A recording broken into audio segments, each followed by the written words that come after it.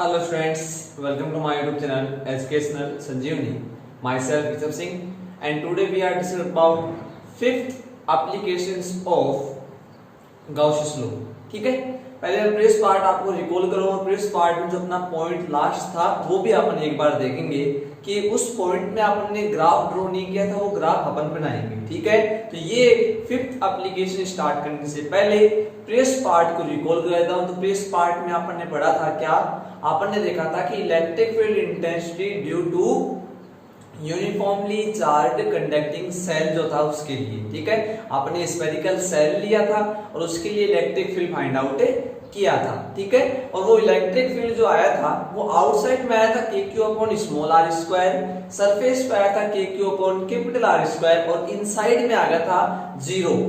क्यों आया था इनसाइड में 0? क्योंकि आपको पता है कि इनसाइड के अंदर चार्ज प्रेजेंट नहीं होता, वो केवल आउटर सरफेस के ऊपर ही होता है। ठीक है, क्योंकि स्फेरिकल सेल के इनसाइड में कोई पार्ट ही नहीं होता, तो वहां पे चार्ज होना ही नहीं है। ठीक है, तो आपको वहां पे इलेक्ट्रिक फील्ड कितना आता है? 0 आता है। ठीक है, तो देखो प्रीवियस पार्ट में आपने देख लिया था ई आउटसाइड बोले तो KQ अपॉन R स्क्वायर, ये आया था। ठीक है, नेक्स्ट अपन इसको ऐसे भी लिख सकते हैं, देखो E outside inversely proportional to 1 upon R square. ठीक है ना, चलो फिर देखो सरफेस पे बताओ, तो सरफेस पे KQ upon capital R square, that means surface के ऊपर इलेक्ट्रिक फील्ड R पे डिपेंड नहीं करता है, और ये जो इलेक्ट्रिक फील्ड है ये मैक्सिमम भी होगा। आपको पता है चार्ज से दूर चलोगे तो इलेक्ट्रिक फील्ड की वैल्यू क्या होगी? कम होगी। मैंने बताया था जैसे डिस्टेंस इंक्रीज होगी वैसे इलेक्ट्रिक फील्ड क्या होगा? है ना, कम होगा। अब आउटसाइड का मतलब क्या है कि आप दूर जा रहे हो, तो आउटसाइड में तो इलेक्ट्रिक फील्ड क्या होता है? कम होता है कि ज्यादा होता है? तो आप कहोगे सर कम होता है, लेकिन सरफेस के ऊपर है ना, उस चार्ज के ऊपर वहां पे जो इलेक्ट्रिक फील्ड है वो आता है मैक्सिमम, और इनसाइड में क्या होता है? वो 0 होता है। ठीक है, तो इनसाइड में आपका आ गया 0। ये आया कि इनसाइड में इलेक्ट्रिक फील्ड कितना होता है? 0 होता है, ये आपने देख लिया था। ठीक है, ये डेरिवेशन मैंने आपको करवा दिया था। अब देखो यहां पे अपन ग्राफ बना लेते हैं, graph between electric field and distance of observation point बोले तो स्मॉल r।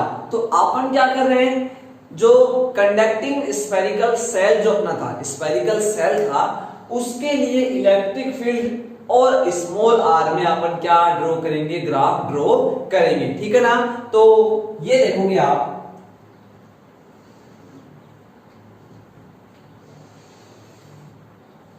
ध्यान से इसके ग्राफ को इंपोर्टेंट लगाओगे, ग्राफ बहुत ही बार पूछता था ये।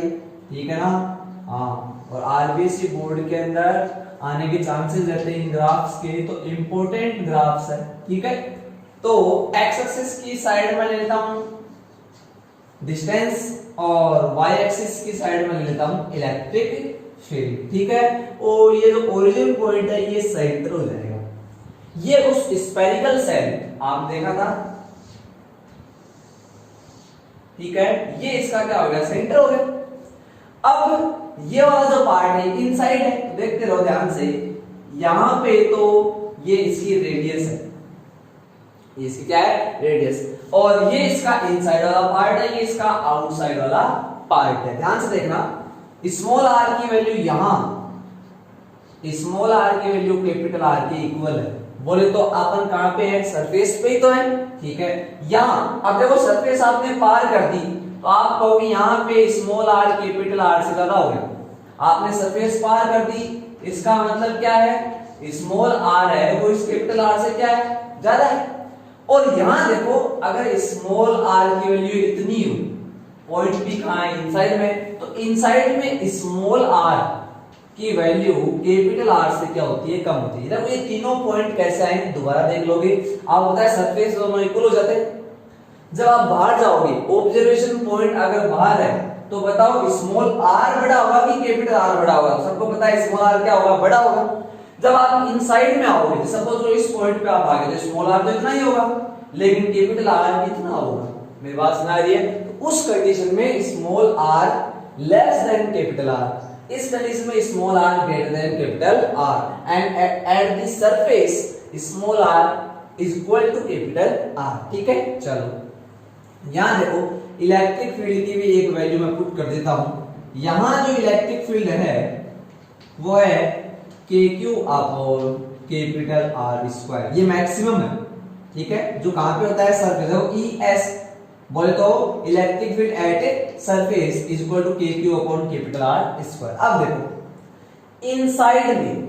इनसाइड में इलेक्ट्रिक फील्ड जीरो होता है। याद देखना, आपने सेंटर से स्टार्ट किया और सेंटर से स्टार्ट किए तो यहां तक स्मॉल आर जब तक कैपिटल आर के बराबर नहीं हो जाती, इक्वल नहीं हो जाती, इसका मतलब क्या है कि मैं यहां देखो लाइन ड्रॉ कर देता हूं, ये देखो दिखाई दे रहा होगा आपको, ये जो पार्ट है ये इनसाइड को बता रहा है, ये सेंटर है और यहाँ पे सरफेस आ गई। इनसाइड में इलेक्ट्रिक फील्ड होता ही नहीं है, और इलेक्ट्रिक फील्ड नहीं होता इसका इलेक्ट्रिक फील्ड की वैल्यू नहीं मिलेगी आपको, तो वाई एक्सिस नहीं मिलेगा, तो आप कहां चलोगे? केवल एक्स एक्सिस पे। मतलब क्या है? केवल डिस्टेंस मिलेगी, आप डिस्टेंस को इंक्रीज कर रहे हो, लेकिन इलेक्ट्रिक फील्ड तो इनसाइड में कितना है? जीरो ही है। तो देखो इसे आप थोड़ा सा डार्क कर दोगे यहाँ पे ऐसे, यानी ग्राफ है वो ऐसे चला है। ठीक है, चलो यहां से आप यहां आ गए। अब क्या होगा? आपको पता है सरफेस पे, तो सरफेस पे तो वैल्यू होती है, आप यहां आ गए, सरफेस पे आ गए। सरफेस में देख लो इलेक्ट्रिक फील्ड कितना होता है, इधर देखो डैश कितना होता है? K Q upon R square. Surface का इलेक्ट्रिक फील्ड मैंने मिला दिया। फिर आप सरफेस से आगे चलोगे तो देखो सरफेस, आप तो यहां हो, सरफेस से आगे जाओगे तो ये आ गया इनवर्सली प्रोपोर्शनल। मेरी बात समझ में आई क्या? देखो इनसाइड में जीरो, इस पॉइंट पे इतना ES equal that means K Q upon R square equal, और इससे आगे ये देखो, तो आप क्या कर सकते हैं? यहां पे तो E आउटसाइड है, inversely proportional to 1 upon R square, E inside is equal to 0। ये ग्राफ हो गया। ग्राफ को दोबारा देख लोगे आप, सेंटर से लेके small r is equal to capital R तक, बोले तो सरफेस तक इलेक्ट्रिक फील्ड की वैल्यू 0 है, दैट मींस ग्राफ है वो x एक्सिस के अलोंग चला, y एक्सिस है ही नहीं क्योंकि इलेक्ट्रिक फील्ड 0 है। फिर इस पॉइंट पे आके आपको एक वैल्यू मिल गई kq अपॉन r स्क्वायर, आपको पता है यहां पे वैल्यू मिल जाती है आपको। फिर उसके बाद में आउटसाइड में जब आप चलते हो तो इनवर्सली प्रोपोर्शनल। ये एक सिंपल सा इसका क्या होगा? ग्राफ होगा, ये आपने देख लिया। ठीक है, ग्राफ बड़ा ही ज्यादा इंपॉर्टेंट है। और कंक्लूजन में आपने दो तीन बातें देखी कि सेंटर पे इलेक्ट्रिक फील्ड 0 होता है, इनसाइड में इलेक्ट्रिक फील्ड 0 होता है, आउटसाइड में ये क्या होता है? इनवर्सली प्रोपोर्शनल होता है स्क्वायर ऑफ डिस्टेंस। ठीक है, अब देखो एक बहुत ही इंपॉर्टेंट यहाँ पे एक छोटा क्वेश्चन बन जाता है। देखना, अगर ऐसा क्वेश्चन आ जाए तो आप आंसर में क्या लिखोगे? आपको कहते हैं एक स्फेरिकल सेल है, पॉजिटिवली चार्ज है। कैसा है? पॉजिटिवली ये चार्ज है। ठीक है, पॉजिटिवली चार्ज स्फेरिकल सेल है। इसके इनसाइड में आपने क्या किया है? एक इलेक्ट्रॉन को रख दिया है, एक प्रोटॉन को रख दिया है, फिर चार्ज पार्टिकल को आपने इसके इनसाइड में रख दिया। आपको पूछेगा इस पे कितना फोर्स लग रहा है, तो बताओ इस पे कितना फोर्स लग रहा है। तो आप क्या कहोगे? We know that electric field inside the spherical cell या charged spherical cell is always zero, so the value of force on the electron will be also zero। मेरी बात समझ में आ रही है क्या? मैं ऐसे कह रहा हूं इसके इनसाइड में इलेक्ट्रिक फील्ड कितना? 0। आपको पता है इलेक्ट्रिक फील्ड की वजह से फोर्स लगता है, क्योंकि आप पढ़ के आ चुके हो फर्स्ट चैप्टर में F is equal to QE। अगर इलेक्ट्रिक फील्ड ही 0 है तो फोर्स तो ऑटोमेटिकली क्या हो गया? 0 हो गया।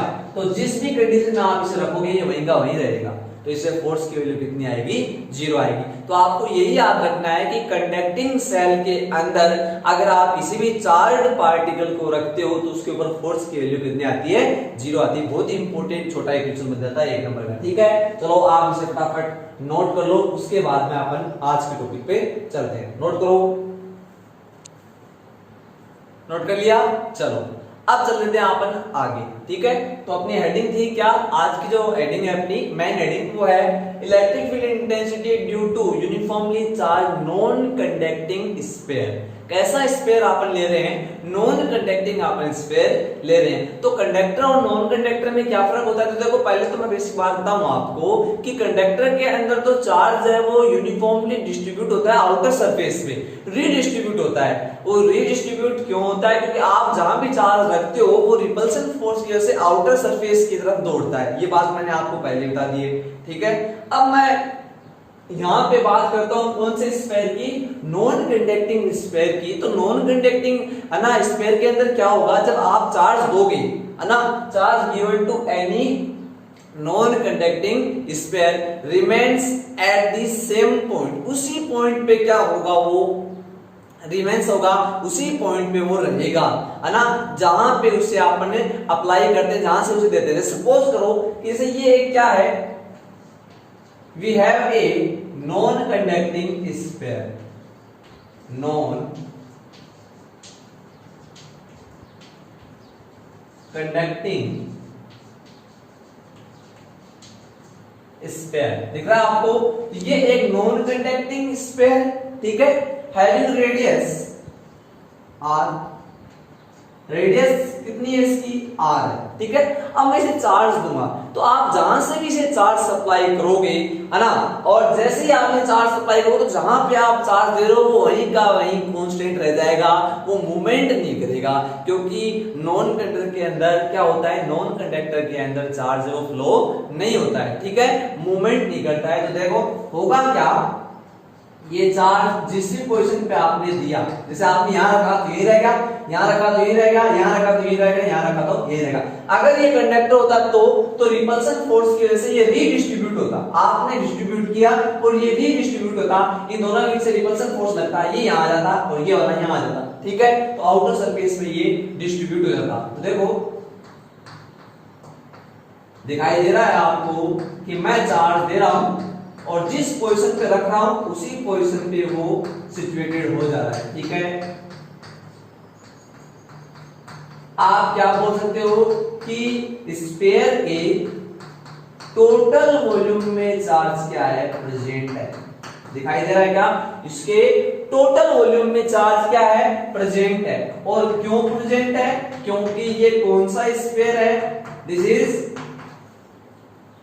Non conducting sphere. और नॉन कंडक्टिंग होने की वजह से चार्ज है वो अपनी ही पोजीशन पे क्या एग्जिस्ट कर रहा है, जिस पोजीशन पे आप उसे रख रहे हैं, ठीक है। चलो, और अब ये टोटल वॉल्यूम में इसका मीन क्या है कि इसकी जो वॉल्यूम चार्ज डेंसिटी है वो अपन काम में लेंगे, वो है रो। देखो मैंने बताया भी था आपको, 3D ऑब्जेक्ट है, स्फीयर है, इसका मींस क्या है, 3D ऑब्जेक्ट है, सर्कुलर नहीं है ये। और 3D ऑब्जेक्ट के लिए अपन क्या काम में लेते हैं, या तो सिग्मा नहीं बोले तो रो, है ना, सॉरी, अपन सिग्मा काम में नहीं लेते, अपन क्या काम में लेते हैं, रो काम में लेते हैं। रो का मींस क्या है, यहां पे रो है वॉल्यूम चार्ज डेंसिटी, तो अपन काम में लेते हैं क्या, रो। अब देखो ये नॉन कंडक्टिंग स्फीयर था, रेडियस इसकी r थी, चार्ज इसे आपने जो दिया है वो है q, कितना चार्ज है, q।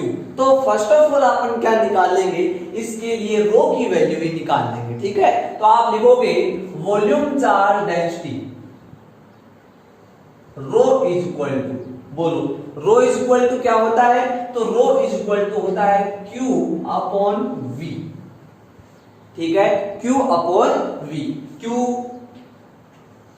v वॉल्यूम कितना होता है स्फीयर का, तो 4/3 पाई कैपिटल R क्यूब, ठीक है ना।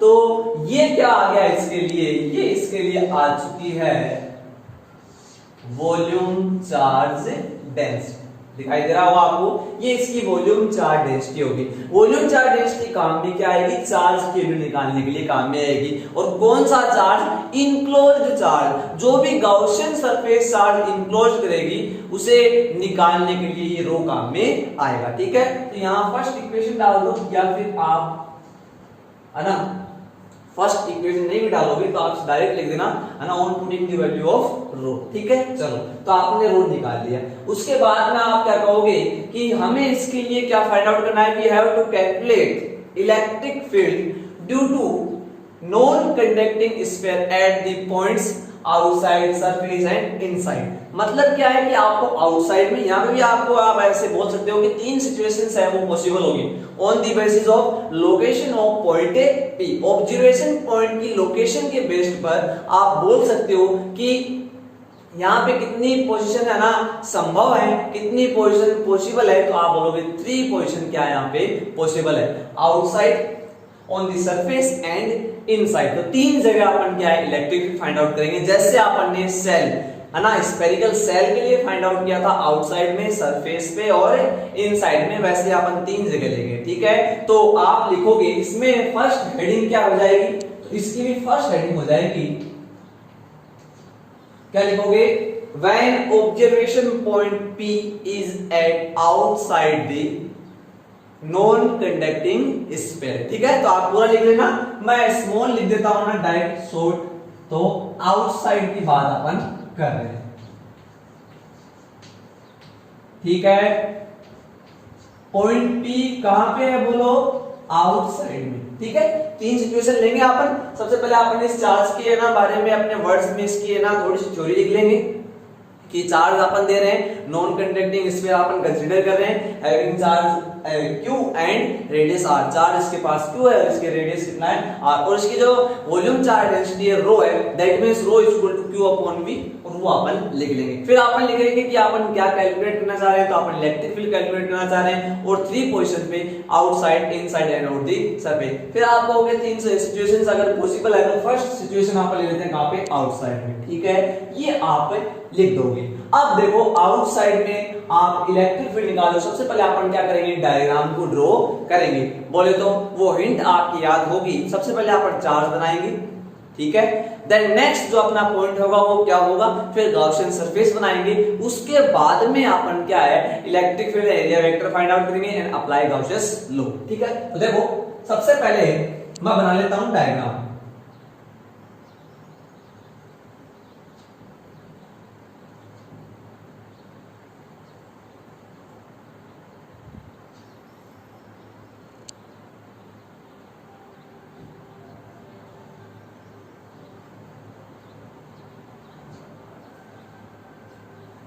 दिखाई दे रहा होगा आपको,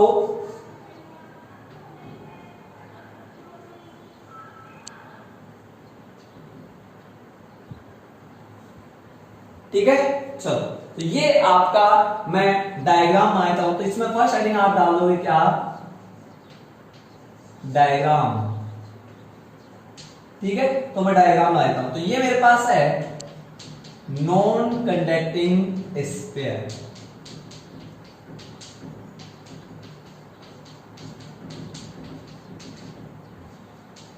You can see non-conducting sphere which is positively charged and radius is capital R। Radius कितनी है इसकी, कैपिटल R है। ठीक है, अब देखो अपन इलेक्ट्रिक फील्ड कहां फाइंड आउट कर रहे हैं, तो अपन इलेक्ट्रिक फील्ड फाइंड आउट कर रहे हैं सेंटर से R डिस्टेंस पे, ये पॉइंट P है, यहां अपन क्या फाइंड आउट कर रहे हैं, electric field. We have to calculate electric field at point P which is at small r distance from the centre O। ठीक है, तो सेंटर O से अपन क्या करें, इलेक्ट्रिक फील्ड की वैल्यू फाइंड आउट कर रहे हैं r डिस्टेंस पे और पॉइंट P के ऊपर। फिर अपन देखो चार्ज तो बना चुके हैं, चार्ज है कितना, Q बोल सकता हूं। ठीक है, और अब मैं इसके लिए बनाऊंगा गॉसियन सरफेस। तो देखो मैं इसके लिए गॉसियन सरफेस है वो ड्रॉ कर देता हूं, आप ध्यान से देखोगे।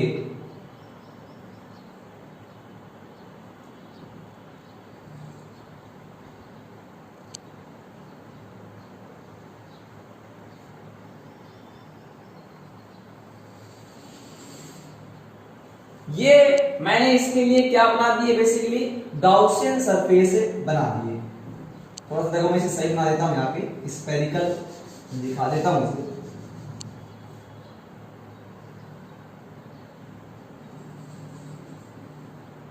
ठीक है, तो बेसिकली मैंने किया क्या है, मैंने यहाँ पे इसके लिए स्फेरिकल गाउसियन सरफेस है वो ड्रॉ कर दिया है।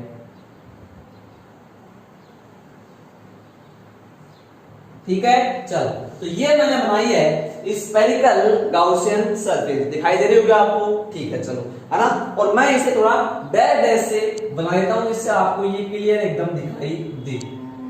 देखो सभी को दिखाई दे रहा होगा ये क्या है, तो ये है spherical Gaussian surface.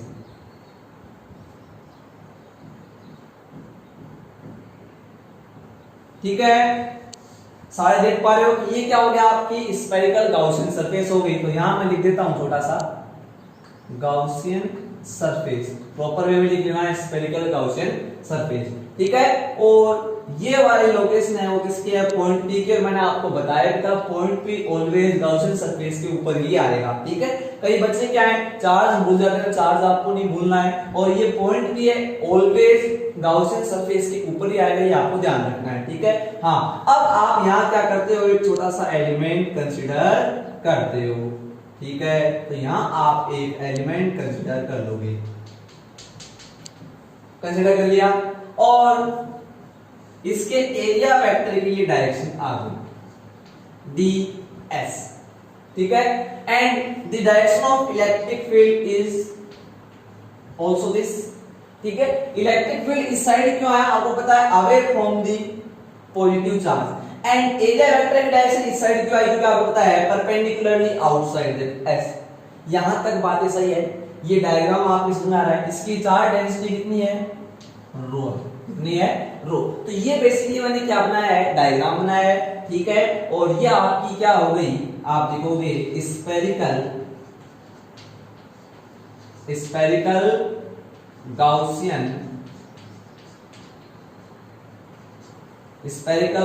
Gaussian surface. ठीक है, ये आपकी हो चुकी है स्फेरिकल गाउसियन सरफेस। ठीक है, चलो अब अपन क्या करेंगे, अपन ने क्या किया, अभी सबसे पहले चार्ट ड्रॉ कर लिया, इलेक्ट्रिक फील्ड एंड डीएस की डायरेक्शन शो कर दी, गाउसियन सरफेस बना ली, पी पॉइंट वगैरह सब कुछ बना लिया, और थीटा की वैल्यू भी आप लिख दो। तो देखोगे आप थीटा कितना है यहाँ पे 0, angle between E and ds is 0। ठीक है, चलो अब आप लिखोगे इसका डेरिवेशन क्या करोगे, तो आप लिखोगे देखो इनक्लोज्ड चार्ज। सबसे पहले आप समेशन क्यू निकालते हो, क्यों निकालते हो समेशन क्यू, तो सभी को पता है अपन गाउसियस लॉ अप्लाई करेंगे, phi equal to summation q upon epsilon not. ठीक है, तो उसके लिए एप्सिलॉन नॉट तो आपको पता ही है, लेकिन समेशन क्यू तो अपने को निकालना पड़ेगा। दैट मींस इनक्लोज्ड चार्ज, आप पूरा लिख लेना, enclosed charge by the Gaussian surface summation q is equal to, बोलो समेशन क्यू का मतलब टोटल चार्ज। अब इस देखो गाउसियन सरफेस है ना, पूरा का पूरा चार्ज ही क्या कर लिया, इनक्लोज कर लिया, बाउंड कर लिया। देखो ये गाउसियन सरफेस है, इसने पूरे चार्ज को पैक कर लिया है, तो आप क्या लिखोगे, टोटल चार्ज की वैल्यू है वो क्या है, क्यू है, कितनी है, क्यू है। ठीक है, तो ये आप लिख सकते हो। चलो तो ये आ गया आपका क्या, टोटल चार्ज। फिर आप क्या लिखोगे, नेट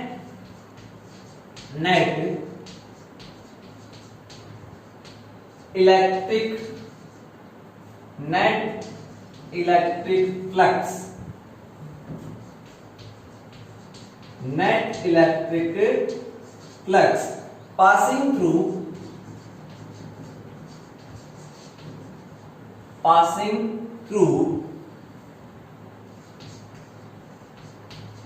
closed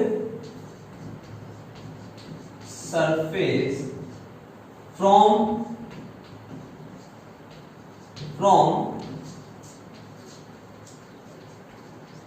Gauss's law। हाँ, नेट फ्लक्स की वैल्यू आप क्या लिख सकते हो, तो you remember phi is equal to integral of E dot ds is equal to summation q upon epsilon naught। ठीक है, इसे आप आगे कैलकुलेट कर लेते हैं। तो सबसे पहले ये आपको पता है, आप वेक्टर हटाओगे तो ds cos थीटा आएगा, थीटा की वैल्यू आप 0 पुट करोगे, ये बातें आप सभी को पता है क्योंकि ये चीज मैं कई बार कर चुका हूं। तो that means eds cos of 0 is equal to summation q total charge bounded by the Gaussian surface is q upon epsilon naught। ठीक है, क्लियर है यहाँ पे। उसके बाद में cos 0 की वैल्यू 1, e को आप बाहर निकालोगे, ds का इंटीग्रेशन s हो जाएगा, और s क्या है, area of the Gaussian surface. ठीक है, तो e इनटू s क्या है, area of the Gaussian surface, बोले तो 4 पाई स्मॉल r स्क्वायर। देखो गाउसियन सरफेस की रेडियस होगी स्मॉल r, स्फेरिकल है, इसका मतलब क्या है, स्फीयर का जो एरिया है वो 4 पाई r स्क्वायर होता है, तो 4 pi small r square is equal to q upon epsilon not. ठीक है क्या यहां तक? चलो यहां से इलेक्ट्रिक फील्ड जो आएगा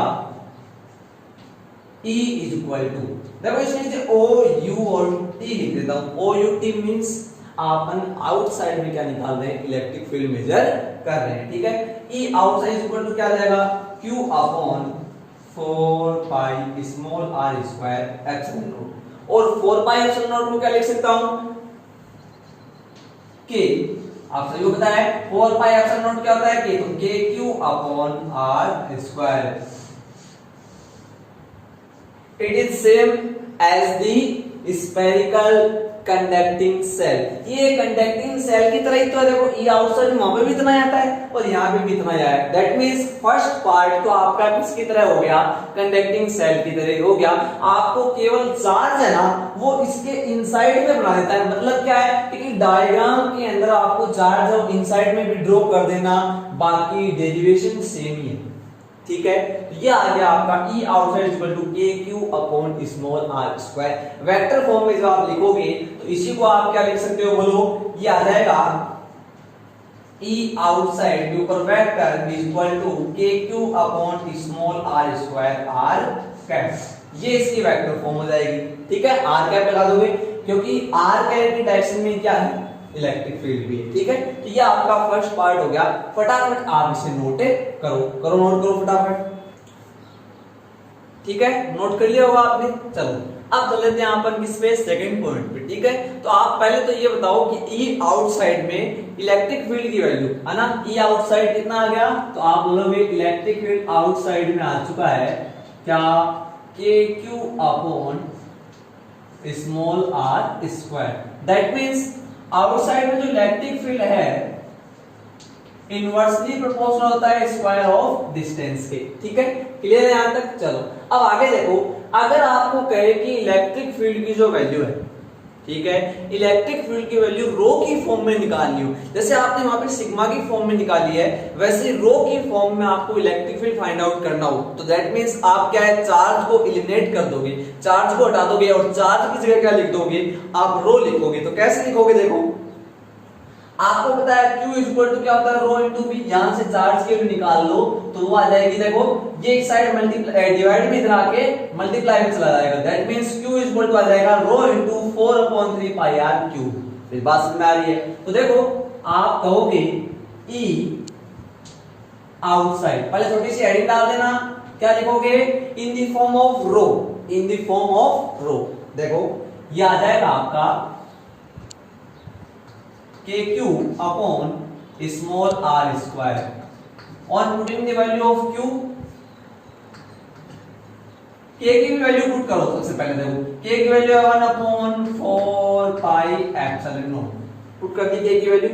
Q की वैल्यू भी पुट करो, तो Q की वैल्यू कितनी है, rho into 4/3 pi capital R cube, और नीचे की साइड r स्क्वायर। ठीक है, कैंसिल आउट हो रही है टर्म तो उसे आप कैंसिल आउट कर दो। देखो 4 पाई से 4 पाई क्या है, कैंसिल आउट हो जाएगा। रिमेनिंग पार्ट है is rho r cube upon 3 epsilon naught r square. देखो ये आता है क्या, rho r cube 3 r square epsilon naught. देखो 4 पाई से 4 पाई कैंसिल आउट हो गया, तो ये आपका आ गया electric field in the form of rho. ठीक है, तो फर्स्ट ऑफ ऑल इसे आप कंसीडर कर देना इक्वेशन सेकंड, और ये वाली आपकी हो जाएगी इक्वेशन है। ठीक है, चलो अब अपन क्या है सेकंड पॉइंट ले लेते हैं। सेकंड पॉइंट क्या है, एट दी सरफेस। कहां फाइंड आउट करेंगे इलेक्ट्रिक फील्ड, सरफेस पे। ठीक है, आप याद होगा कंडक्टिंग सेल में आपने क्या देखा था, in this case small r is equal to capital R। क्यों? क्योंकि इसके डायग्राम में देखोगे अब की बार पॉइंट P यहां आ गया सरफेस के ऊपर, that means small r is equal to capital R। देखो स्मॉल r ये और कैपिटल R ये, तो इट मींस दोनों क्या हो गए, इक्वल हो गए। और आप इसके लिए गॉसियन सरफेस ड्रॉ करोगे तो इसके ऊपर ही आएगी। ठीक है, इसके लिए E की डायरेक्शन सेम है, ds की डायरेक्शन सेम है, मतलब डायग्राम है वो सेम ही होगा, लेकिन आपको करना क्या है, यहां पे शो करना है उसे। ठीक है, तो आप यहां पे उसे क्या है शो कर दोगे, तो आप डायरेक्ट लिख दोगे इन दिस केस। ठीक है, इन दिस केस, टोटल पूरा नहीं लिखे, क्या लिखोगे, इन दिस केस। इस केस में क्या होगा, small r is equal to capital R। Small r की वैल्यू किसके इक्वल हो गई, कैपिटल R के इक्वल हो गई। और कैसे हो गई, क्योंकि पॉइंट पे आपकी बार यहां आ गया ऑन दी सरफेस, जहां पे आप इलेक्ट्रिक फील्ड फाइंड आउट करते हैं वहीं पे ऑब्जर्वेशन पॉइंट लेते हैं। तो ये क्वेश्चन हो गया ऑब्जर्वेशन पॉइंट की, इसी के ऊपर गॉसियन सरफेस आ गई है। ठीक है, इलेक्ट्रिक फील्ड की डायरेक्शन यही है, एरिया वेक्टर की डायरेक्शन भी यही है, स्मॉल एरिया वेक्टर की है ना, जो अपन एलिमेंट कंसीडर करते हैं उसकी डायरेक्शन सेम है। ठीक है, थीटा की वैल्यू 0 है, तो वही चीज आप दोबारा लिखो, इससे अच्छा क्या लिख दो कि in this case small r is equal to capital R, यानी अबव में जो आपके दोनों फार्मूला है वहां पे स्मॉल r की जगह क्या पुट कर दो, कैपिटल R। सो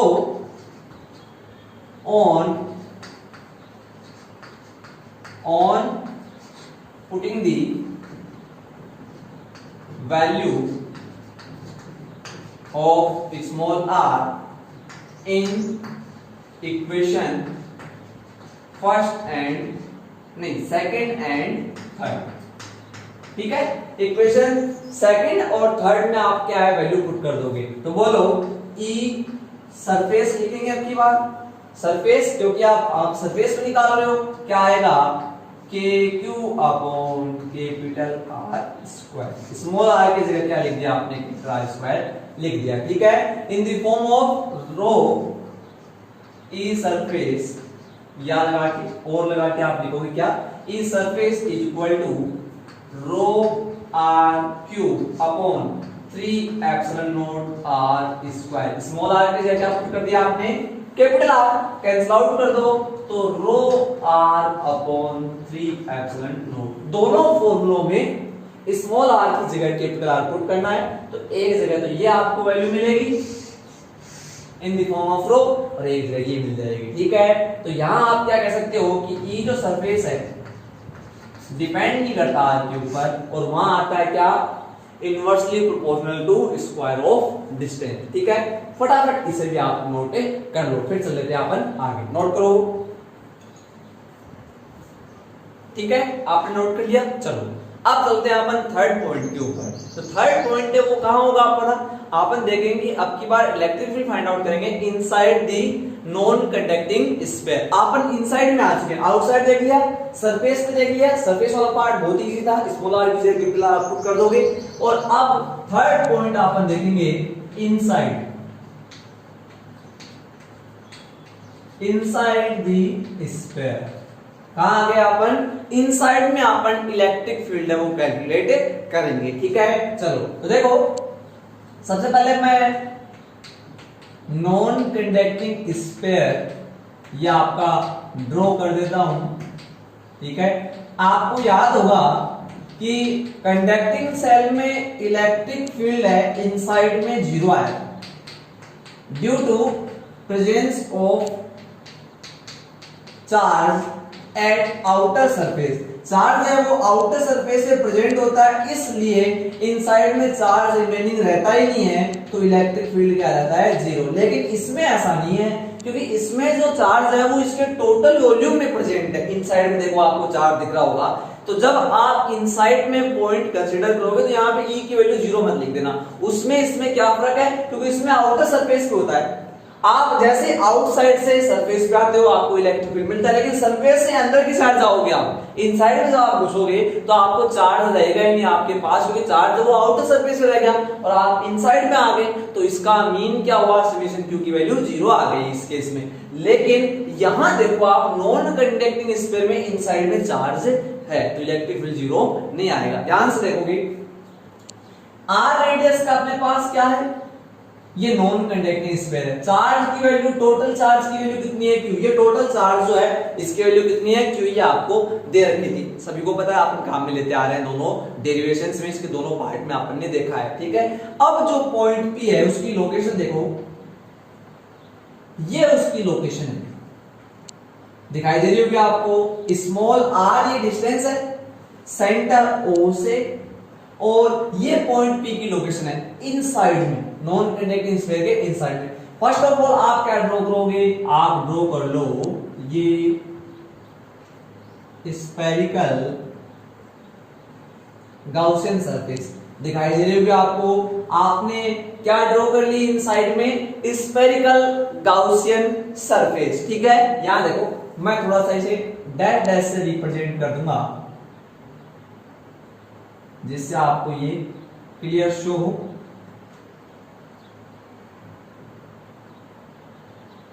दिखाई दे रही होगी आपको, ये क्या है आपकी गाउसियन सरफेस, ठीक है, यहां लिख देता हूं, ये आपकी गाउसियन सरफेस हो गई, ये पॉइंट पी हो गया, ठीक है, और यहां पे आप एलिमेंट ले लोगे, या आपने एलिमेंट ले लिया है, ठीक है, और यहीं पे पॉइंट पी भी है, ये डायरेक्शन है इलेक्ट्रिक फील्ड की, आपको पता है आउटसाइड में, एंड यही डायरेक्शन होगी एरिया वेक्टर की, क्यों, क्योंकि perpendicular to the surface, that means angle between E and ds is 0, ठीक है। चलो ये आपने देख लिया। हाँ, अब आप फर्स्ट ऑफ ऑल क्या निकालोगे, आपको पता है गाउसियन रूल रहेगा तो इसका मतलब क्या है, समेशन क्यू निकालना पड़ेगा, दैट मींस समेशन क्यू की वैल्यू कितनी आएगी, तो समेशन क्यू क्या है, total charge bounded by the Gaussian surface, total charge कितना है जो बाउंड कर रखा है गाउसियन सरफेस ने, तो आप क्यों नहीं लिख सकते, देखो यहां आप फर्स्ट जो हेडिंग लिखोगे इसमें वो आप निकालोगे, you calculate enclosed charge, enclosed charge, that means summation Q, बोलो समेशन क्यू की वैल्यू कितनी है, समेशन क्यू का मीन होता है total charge bounded by the Gaussian surface, तो देखो गाउसियन सरफेस में केवल यही चार्ज है वो क्लोज्ड किया है, पैक किया है, दिखाई दे रहा होगा ये वाला।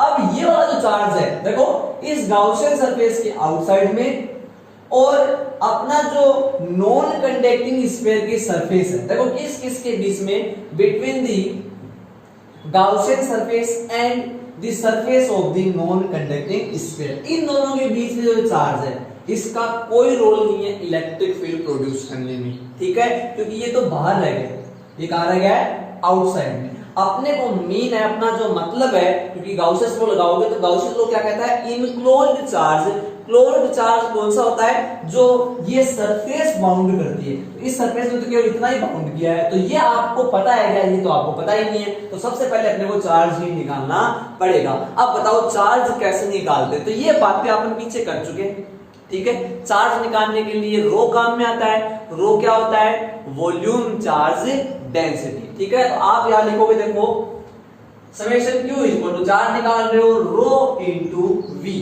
रो है क्या, बोलो दोबारा, रो है क्या, रो है यहाँ पे वॉल्यूम चार्ज डेंसिटी, और ये V क्या है, ये वो वॉल्यूम है जिसके अंदर आपको चार्ज निकालना है, ये वो वाला वॉल्यूम नहीं है, देखो ये वाला वॉल्यूम मत देना, आपको कर देना, क्योंकि यहाँ पे जो रो आपने निकाला था वो क्यों निकाला था, क्योंकि आपने नॉन कंडक्टिंग स्फीयर की प्रॉपर्टी है ये रो, है ना, स्फीयर का आपने चार्ज देखा था, उसके लिए सरफेस चार्ज डेंसिटी आपने ये लिखी थी। यहां आप क्या कर रहे हो, आप चार्ज निकाल रहे हो, चार्ज कैसे निकलता है, रो को वॉल्यूम से मल्टीप्लाई कर दो, वॉल्यूम कौन सा, जिस भी वॉल्यूम का आप चार्ज फाइंड आउट कर रहे हो, कौन से वॉल्यूम का चार्ज फाइंड आउट कर रहे हो, इस वॉल्यूम का, ये वाला वॉल्यूम, छोटे वाला वॉल्यूम, जो वॉल्यूम अपन ऐसे कह सकते हैं इस गाउसियन सरफेस ने क्लोज्ड कर रखा है, ये वाला, ठीक है। तो ये वाला वॉल्यूम है कितना, आप लिखोगे, देखो summation q equal to rho into V की जगह क्या आ जाएगा, 4/3 पाई स्मॉल r क्यूब। समझ में आ रही है बातें? स्मॉल r क्यों? क्योंकि ये वाला वॉल्यूम ले रहा हूं मैं, इसकी रेडियस तो स्मॉल r है, कैपिटल R नहीं है। ठीक है क्या? ये बात आपके क्लियर होगी? ये मैंने सबसे पहले निकाला है क्या? ये सबसे पहले आपने निकाल लिया है समेशन क्यू। अब करेंगे अप्लाई गाउसियस लॉ। तो देखो आप लिखते हो नेट इलेक्ट्रिक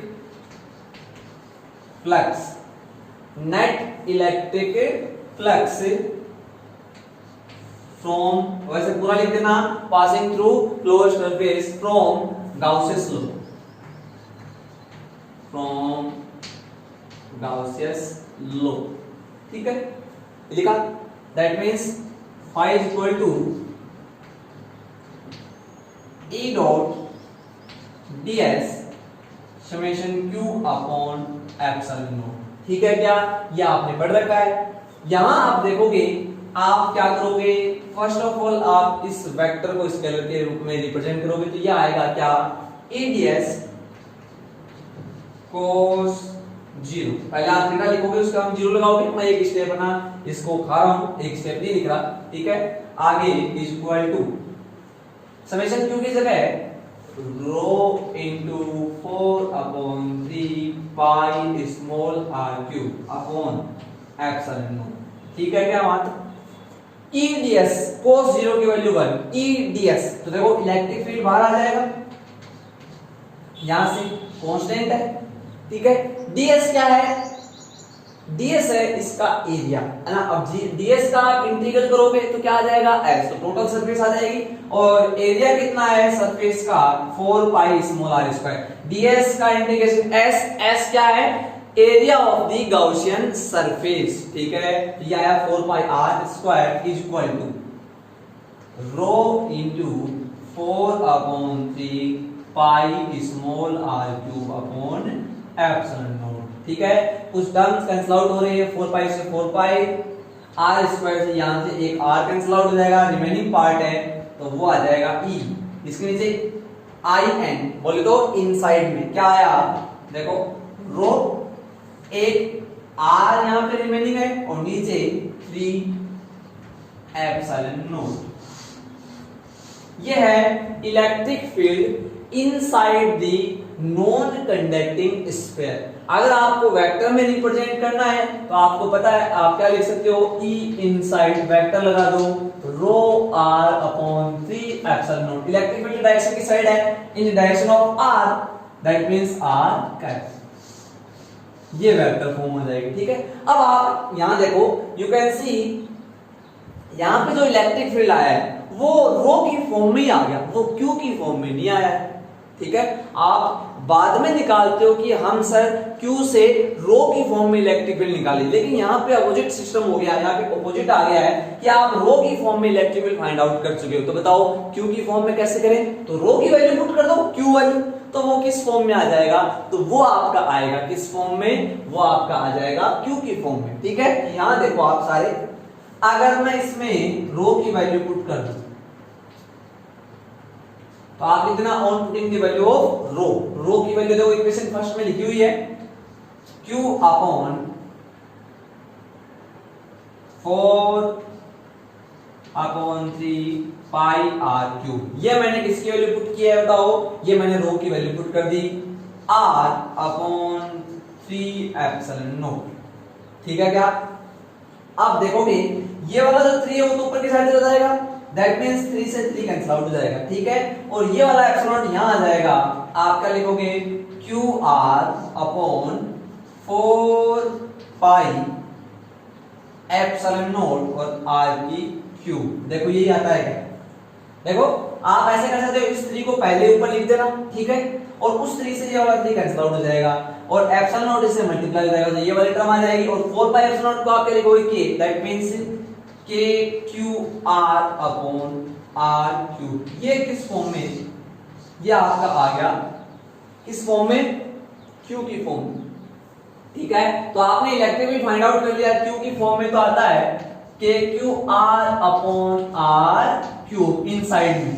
ठीक है, इंपॉर्टेंट है इनसाइड वाला, थोड़ा सा अपन ऐसे कह सकते हैं हटके है, जो भी आपने अब तक किया है उससे थोड़ा सा अलग है, इसलिए डिफरेंट होने की वजह से ये थोड़ा सा अलग है, ठीक है। तो ये आया KQR अपॉन R³ इनसाइड में, KQ upon capital R square surface पे, और KQ upon small r square वो आया आपका आउटसाइड में, ठीक है। तो ये आ गए आपके तीनों electric field outside, surface and inside में, ठीक है। आपको समझ में आया होगा, वीडियो को 2 बार देखोगे तो आपकी ये चीजें ना ढंग से समझ में आएगी, ठीक है। थर्ड पार्ट बहुत ज्यादा इंपॉर्टेंट है, तो आप 1 या 2 या 3 बार इसे रफ नोटबुक में जरूर करें, ठीक है। चलो इसे फटाफट आप नोट करो, फिर आप इसका ग्राफ ड्रॉ कर लेते हैं, नोट करो, ठीक है। आपने नोट कर लिया होगा। चलो तो अपन आउटसाइड में इलेक्ट्रिक फील्ड निकाल चुके हैं, इनसाइड में इलेक्ट्रिक फील्ड निकाल चुके हैं, एट द सरफेस निकाल चुके हैं। अगर आपको कहे कि सेंटर पे इलेक्ट्रिक फील्ड, तो आपने बताया नहीं, तो सेंटर पे इलेक्ट्रिक फील्ड जो है, याद रखोगे, सेंटर पे इलेक्ट्रिक फील्ड है वो आएगा 0, बिकॉज सेंटर के केस में रेडियस जो है स्मॉल r, ऑब्जर्वेशन पॉइंट वाला डिस्टेंस है वो तो 0 हो जाएगी। देखो आप यहां जब इलेक्ट्रिक फील्ड निकालोगे आप क्या कहोगे कि आप जब यहां आ गए तो यहां लिखना है तो गॉसियन सरफेस ड्रॉ होगी, ठीक है, और नहीं वो क्या करेगी, चार्ज को बाउंड करेगी। तो इस कंडीशन में स्मॉल r कितना हो जाएगा, 0 हो जाएगा, और स्मॉल r के 0 होने से इलेक्ट्रिक फील्ड भी कितना आएगा, 0। तो सेंटर पे इलेक्ट्रिक फील्ड कितना होगा, 0 होगा, ठीक है। तो आप कंक्लूजन में देखो 1-2 बातें लिख सकते हो, क्या लिखोगे, देखो फर्स्ट ऑफ ऑल आप कह सकते हो आउटसाइड में तो KQ upon small r square, that means 1 upon r square के इनवर्सली प्रोपोर्शनल। सरफेस पे आप कह सकते हो KQ upon capital R square, that means r की पावर 0, r पे डिपेंड नहीं कर रहा। इनसाइड में KQ R upon R cube, that means E inside है प्रोपोर्शनल टू R। देखो R के प्रोपोर्शनल है, किसके प्रोपोर्शनल है, R के, and at the centre is equal to 0, ठीक है। ये वाले पॉइंट आपको रिमेंबर होने चाहिए, आपको याद होने चाहिए। अगर ये आप रिमेंबर कर लेते हो, याद कर लेते हो, ग्राफ में आपको दिक्कतें नहीं आएगी, ठीक है। अब इसकी जो नेक्स्ट हेडिंग हो जाएगी वो क्या जाएगी, graph between E and R। Observation point के डिस्टेंस लेते हो और इलेक्ट्रिक फील्ड में आपको ग्राफ पूछ रहा है, तो क्या ग्राफ आएगा वो आप लिखोगे। तो देखो आप क्या करोगे, y एक्सिस के अलोंग इलेक्ट्रिक फील्ड को ले लो, x एक्सिस के अलोंग रेडियस को ले लो, ठीक है, इस साइड में, और ये आपका ओरिजिन पॉइंट है जो स्फीयर का सेंटर ही होगा, ठीक है। ये वाला जो पॉइंट है वो आपको सरफेस को डिनोट कर रहा है, दैट मींस r है, यहां कैपिटल R की इक्वल हो गई, यहां स्मॉल r कैपिटल R से बड़ी है और यहां स्मॉल r कैपिटल R से छोटी है, that means small r less than capital R, small r greater than capital R and small r equal to capital R। This point show surface point, this point show inside the sphere and this is outside the sphere. यहां लिख देता हूं मैं maximum electric field, या फिर surface वाला electric field लिखूं तो KQ upon capital R square, ठीक है। यहां तक बातें आपकी समझ में आई हो। ये सरफेस वाला क्या है, इलेक्ट्रिक फील्ड है। चलो अब आपको पता है सरफेस वाला पॉइंट कौन सा है, तो आप उसे सबसे पहले उसे मिलाओगे, मीट करोगे, ठीक है। ये आपका सरफेस वाला पॉइंट आ गया। देखो ध्यान से देखो, आपको पता है इनसाइड में इलेक्ट्रिक फील्ड R के डायरेक्टली प्रोपोर्शनल होता है, ठीक है। तो देखो ये वाला जो पार्ट है इनसाइड को शो करेगा जब तक सरफेस नहीं आ जाती। तो देखो यहां से लेके सरफेस आ गई, यहां पे इस पॉइंट पे देखो ये सरफेस आ गई ना। तो आप क्या बोल सकते हो कि दैट ऐसे लिखना है। ग्राफ तो ये है आपका, देखो पहले ग्राफ ऐसे चला है आपका, यहां E डायरेक्टली प्रोपोर्शनल R के, फिर सरफेस पे आ गए, सरफेस पे तो आपने वैल्यू लिखी है, और सरफेस से आगे inversely proportional, that means E outside 1 upon R square inversely proportional होता है। ये आपका ग्राफ है, देखो ऐसे चला है पहले और फिर ये ऐसे, इनसाइड में डायरेक्टली प्रोपोर्शनल, आउटसाइड में इनवर्सली प्रोपोर्शनल और सरफेस के ऊपर ये वैल्यू जो क्या है KQ/R²। तो ये इसका सिंपल सा क्या हो गया, ग्राफ हो गया, जो आपको याद रखना है। यहाँ इनसाइड है और ये आउटसाइड है, ठीक है, दिखाई दे रहा होगा आपको। चलो ये ग्राफ आपको याद रखना है, ठीक है। ये कुछ पॉइंट्स थे जो आपको याद रखने। ये इलेक्ट्रिक फील्ड की जो वैल्यू है वो आपको याद रखनी है, ठीक है।